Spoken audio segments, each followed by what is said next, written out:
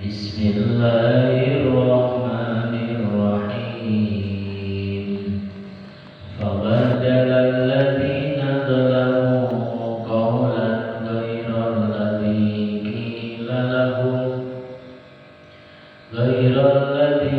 qila lahum fa-anzalna 'alal ladziina zalamu rijzan minas samaa'i bima kanu yafsukun. Shadaqallahul adzim. Fabadala maka menggantikan. Fabadala maka menggantikan. Alladzina orang-orang. Alladzina orang-orang. Zalamu dolim itu ladina. Zalamu Yang dolim. yang zalim itu ladina. Qaulan kepada ucapan Ghairul ladzi qila kepada yang diucapkan selain yang diucapkan lahum kepada itu ladina. Fa'anzalna maka menurunkan kami alal ladina kepada orang-orang zalamu yang zalim itu ladina rijzam kepada siksaan minas samai dari langit bima karena sesuatu kanu yang ada itu ladina yafsukuna berbuat fasik itu ladina. Fabadala maka menggantikan alladzina orang-orang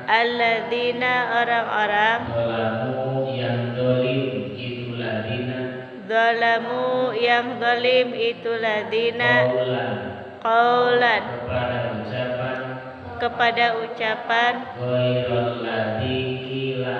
ghairul ladzi qila selain yang diucapkan lahum kepada itu ladina. Fa'anzalna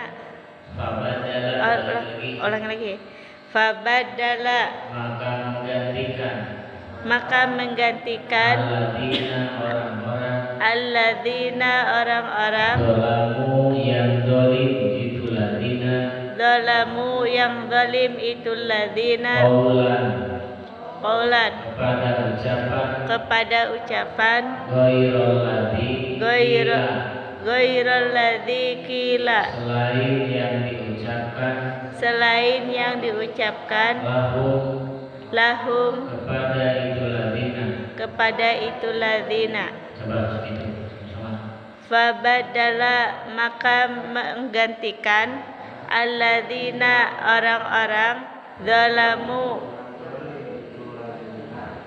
qaulan kepada ucapan ghairul ladzi qila selain yang diucapkan lahum pada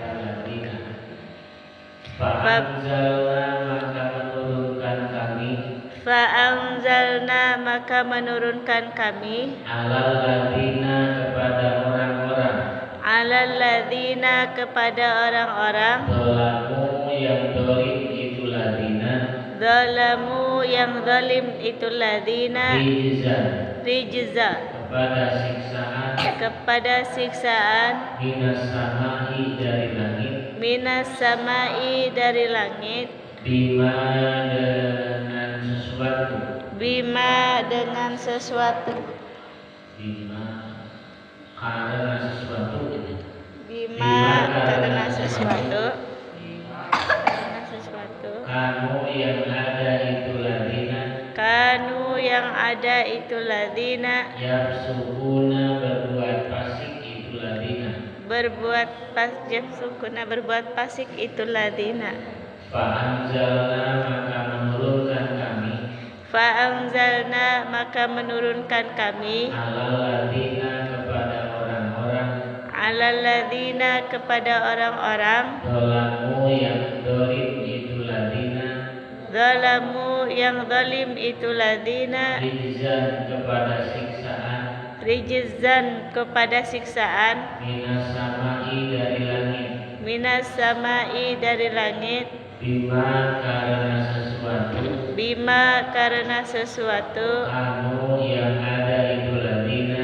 Kanu yang ada itu ladina. Yafsukuna berbuat fasik itu ladina. Berbuat fasik itu ladina. Anzalna. Fa'anzalna maka menurunkan kami alal ladina kepada orang-orang zalamuna yang zalim itu ladi.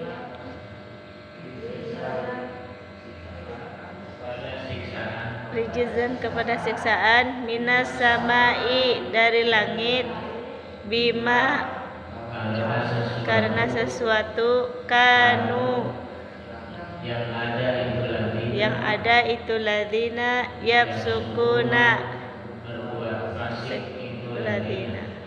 Dari awal Fabadala maka menggantikan alladina orang-orang zalamu yang qaulan ghairal ladzi qila kepada yang diucapkan lahum kepada itu ladina.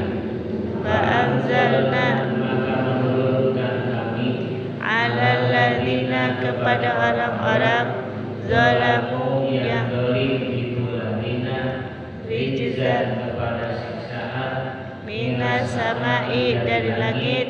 Bima karena sesuatu. Kanu yang terbukti itu ladina. Yang ada itu ladina. Yafsukuna berbuat fasik itu ladina.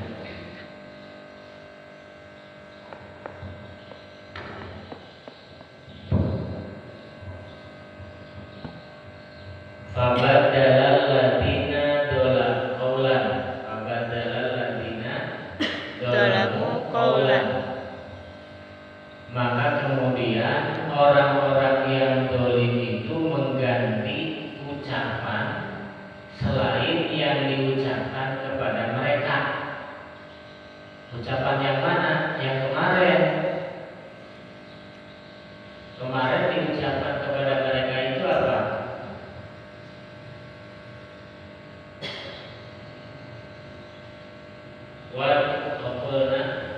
Udkhulu hadhil qaryata faqulu minha haitsu shi'tum ragadan wadkhulul baba sujada wa qulu hiqqatun naghfir lakum. Nah, itu yang diucapkan kepada mereka itu. Tapi kemudian diganti, maksudnya tidak ditaati. Ini adalah menceritakan pembangkangan siapa? Bani Israel. Nah, jadi kita mengambil pelajaran dari pembangkangan Bani Israel yang mana menurut petunjuk dari Allah Subhanahu wa taala adalah udkhulu hadhil qaryah, masuklah kepada kampung yaitu Baitul Muqaddas, wa kulu minha, disuruh makan minum sepuasnya, tapi masuk kepada pintu-pintunya itu adalah dengan sopan. Nah, ternyata sebaliknya itu mengganti ucapan yang ditujukan kepada mereka.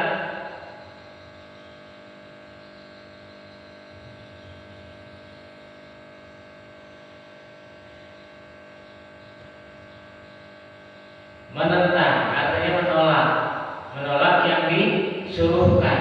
Nah, jadi kita tidak boleh menolak yang disuruhkan kalau itu adalah jalan kebaikan.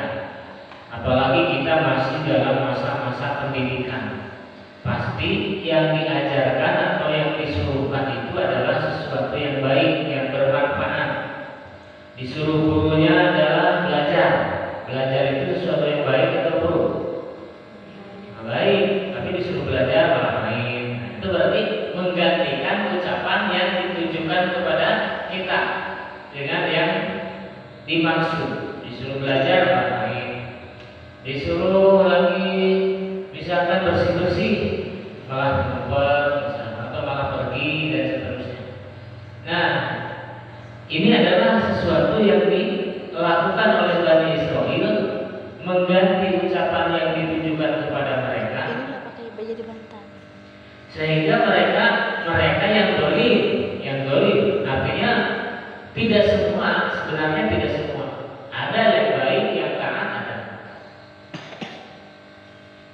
Sehingga setelahnya orang-orang yang dolim itu kemudian menggantikan apa yang diperintahkan dengan yang tidak diperintahkan, maka fa'anzalna 'alal ladzina dzalamu, Allah menurunkan kepada orang-orang yang dolim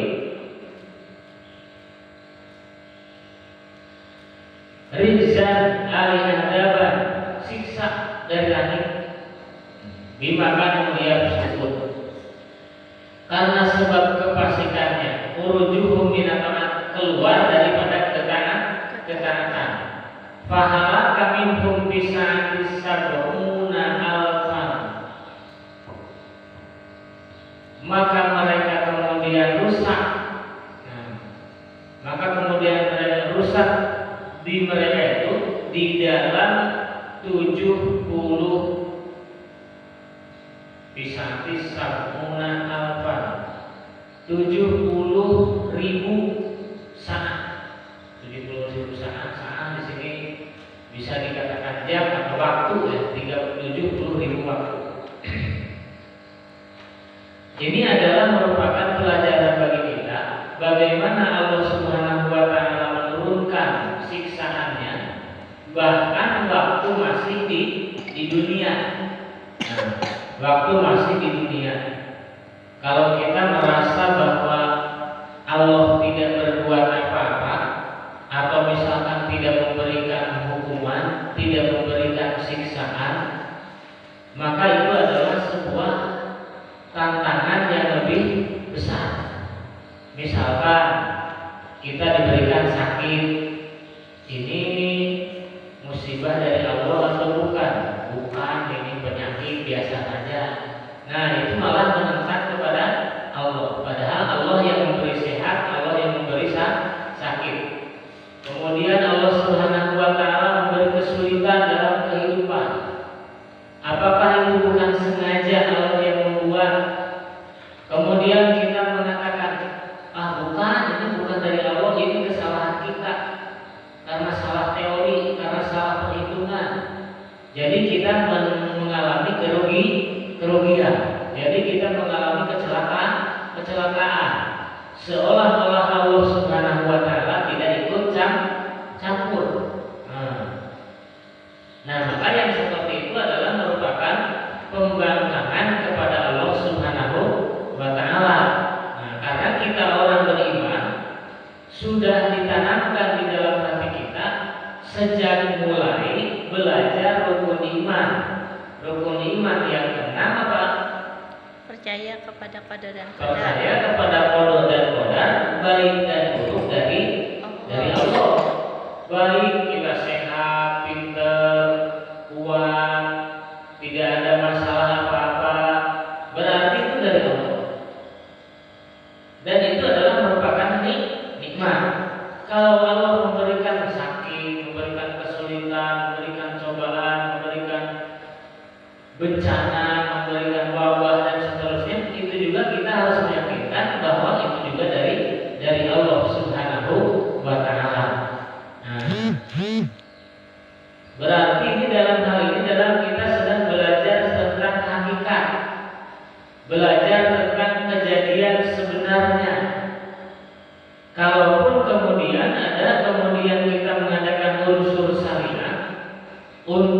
berusaha agar ada menjadi pelajaran kepada manusia. Kira-kira kalau kita sakit kemudian tidak diobati, biar aja nanti sembuh sendiri. Atau kita lapar, biar aja nanti kenyang sendiri, bisa nggak? Enggak. Maka Allah mengajarkan juga jalan syariat, jalan usaha. Akan tetapi tidak bisa menentukan hasil. Orang sakit harus berobat. Tapi apakah setiap orang sakit diobati sembuh? Belum Tidak. Ada juga orang bisa diobati malah tambah sakit. mati. Nah, ada juga banyak orang yang kemudian keluar dari rumah sakit dalam keadaan mati, bukan dalam keadaan sembuh. Nah, itu apakah kemudian salah dokternya disalahkan? Ya tidak, karena kita sudah menuju kepada jalan syariat yang benar, bahwa rumah sakit adalah tempat merawat orang yang sakit. Nah, tapi kalau misalkan orang yang sakit ditaruh di bawah pohon, kenapa ditaruh di bawah pohon? Siapa tahu sembuh, ternyata mati. Nah, baru itu adalah kesalahan, karena tidak ada teori menaruh orang sakit di bawah pohon kemudian sembuh. Nah, jadi kegagalan di dalam jalan syariat itu adalah kegagalan yang terhormat, gitu. Karena kita sudah melaksanakan usaha. Misalkan kita sekolah tujuannya untuk apa? Untuk supaya kita pintar. Ada nggak yang sekolah tapi nggak pintar-pintar? Ada juga. Ya ada. Apakah kemudian disalahkan? Ya tidak, karena sudah menempuh jalan yang benar. Ya, saya sudah sekolah tapi nggak pintar-pintar. Tapi kalau nggak pintar gara-gara nggak sekolah, salah nggak? Ya, salah karena belum berusaha. Nah, jadi ketika kita menggambarkan sebuah perjalanan besar dan takdir Allah Subhanahu wa taala itu adalah jalan hakikat, sementara perjalanan kecil kita adalah perjalanan syariat, perjalanan usaha. Yang mana perjalanan hakikat dengan perjalanan syariat itu lebih besar mana? Lebih besar perjalanan hakikat. Kalau kita dari terusan sini bisa sampai ke Kapuas itu gimana caranya? Naik lotok, naik seped, naik motor. Naik apa lagi? Motor. Benar? Ya, Benar? benar. Coba dipikir lagi kalau salah. Kita dari sini bisa sampai ke Kapuas caranya gimana?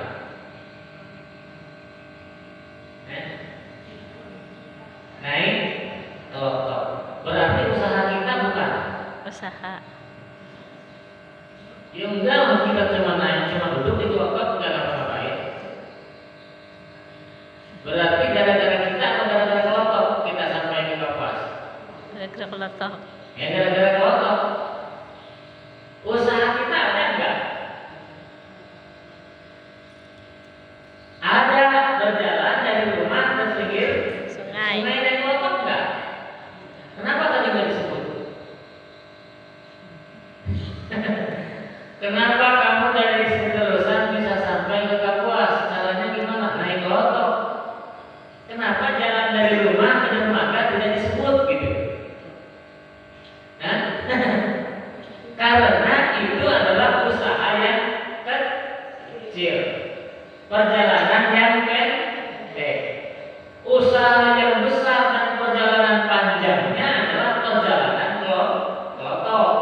Nah, ini umpama dalam hidup kita bahwa sesuatu usaha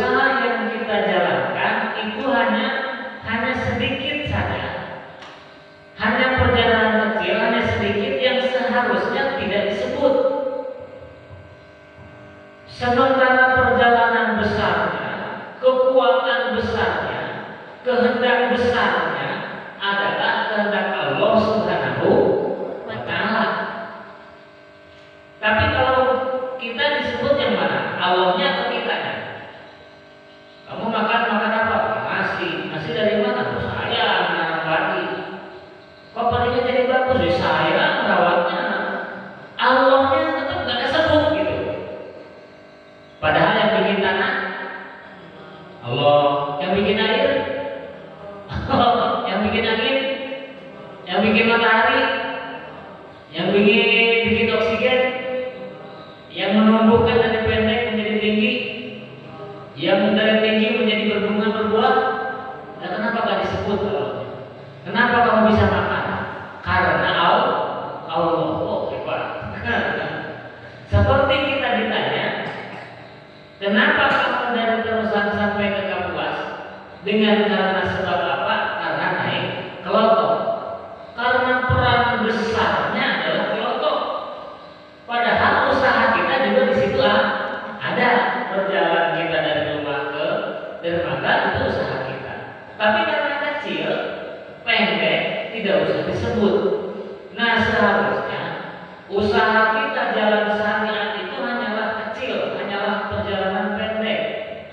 Sementara peran besarnya adalah peran besar Allah Subhanahu wa Ta'ala. Itu yang harus disebut. Nah, sehingga kemarin dikatakan di ayat yang kemarin, summa ba'asnakum min ba'di mautikum. Kami yang menghidupkan, kata Allah, dari mati kamu setelah apa? Membangunkan kamu semua setelah kamu mati. Bahkan setelah membangun, Allah membangunkan dari tidur. Nah, tapi kan menurut kita itu hal yang biasa dan hal yang sepele, sehingga kadang-kadang Allahnya itu tidak disebut. Padahal yang punya peran dan besar dan perjalanan panjangnya adalah Allah Subhanahu wa Ta'ala. Ini banyak kita tidak sadar kepada hal yang seperti ini. Dan tujuan arahnya kemana? Tujuan arahnya kemana? Oleh karena peranan besarnya adalah Allah, berarti kita harus taat dan tunduk kepada Allah. Maulah kita sembarangan, gak mau. Ketika kita dari Terusan ke Kapuas, kenapa kamu caranya sampai ke Kapuas? Karena naik kelotok. Apakah kita di kelotok bisa sembarangan? Enggak, harus duduk dengan tertib. Harus bayar. Nah, kalau kita pola di kelotok, apalagi bawa golok, itu kayu kelotok itu ditebasi.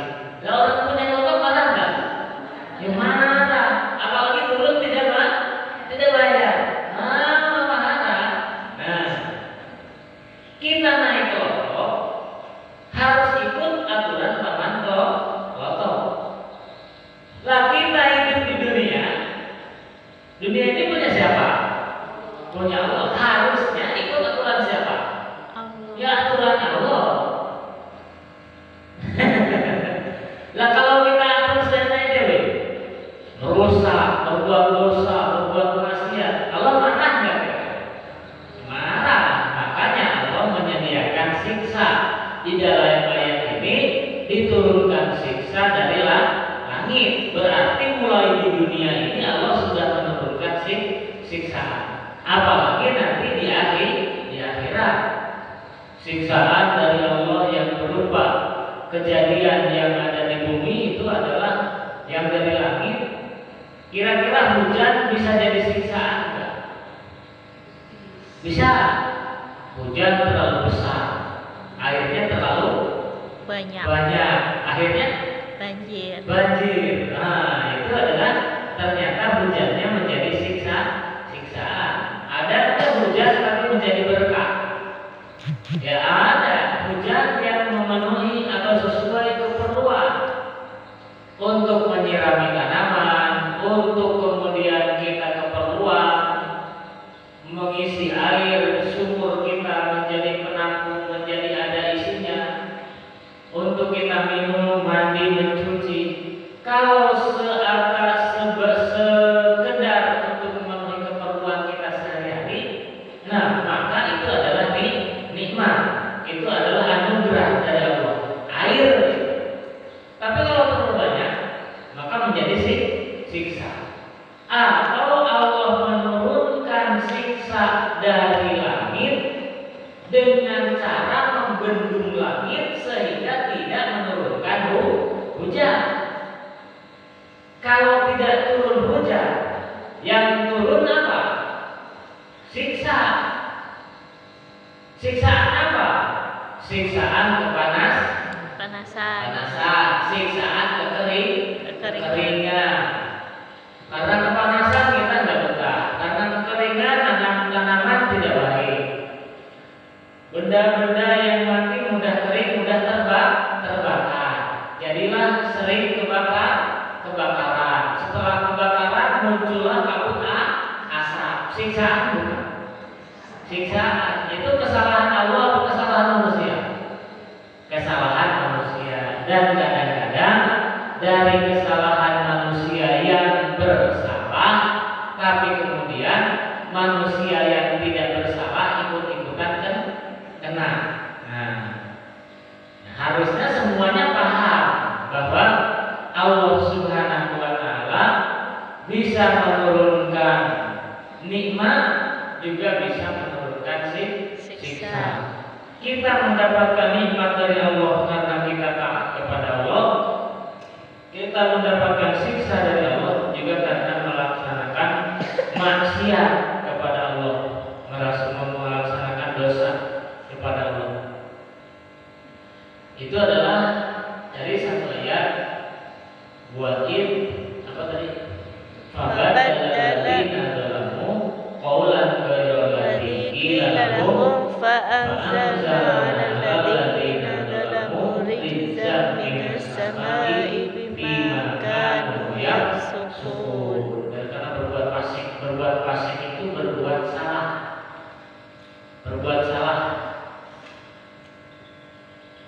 Paham berbuat salah? Kopiah itu kan harusnya ditaruh di kepala, nah, terus ditaruh di kaki, gitu. Benar atau salah? Ditaruh di meja. Itu adalah dolim namanya. Berarti salah. Ketika datang waktu Isya, harusnya apa? Sholat Isya harusnya. Terus nggak sholat Isya, benar apa salah? Salah. Seperti kopiah yang harusnya dipasang di kepala, tapi dipasang di kaki, atau misalkan ditaruh di mana, itu salah. Baju yang harusnya dipakai di badan, malah dipakai di kaki, itu adalah salah. Jadi menempatkan sesuatu kepada yang bukan tempatnya atau bukan keharusannya, itulah yang disebut dengan dolim. Disebut dengan dolim. Nah, seperti kita diperintahkan untuk beribadah, tapi kemudian malah tidak beribadah. Nah, berarti itulah sesuatu yang dolim. Kemudian oleh karena kebanyakan kedoliman yang dilakukan, maka yang datang adalah bukanlah anugerah dari Allah, bukanlah rahmat dari Allah, akan tetapi siksaan. Siksaan bentuk apa saja yang diperkirakan menurut kita akan menjadi nikmat, tapi malah menjadi siksa. Jangan